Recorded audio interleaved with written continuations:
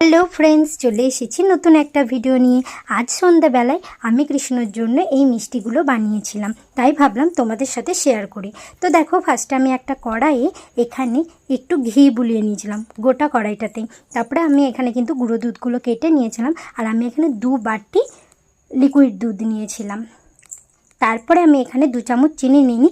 মিষ্টিটা তোমরা পছন্দ অনুযায়ী তোমাদের মতো দিয়ে দিও।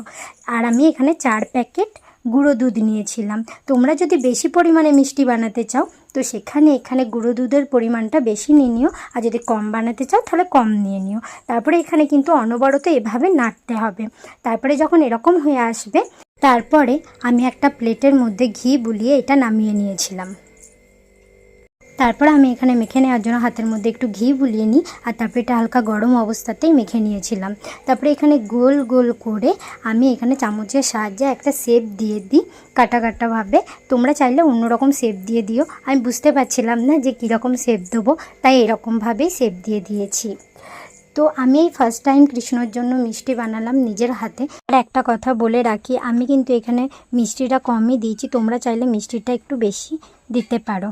তো তোমাদের অনেকের বাড়িতেই গোপু আছে, কৃষ্ণ আছে, তো তাদের জন্য এভাবে মিষ্টি বানিয়ে রেখে দিতে পারো প্রতিদিন দেওয়ার জন্য। তোমাদের আমার এই মিষ্টির ভিডিওটা কেমন লাগলো অবশ্যই কমেন্ট করে জানাবে। চলো, সবাইকে টাটা।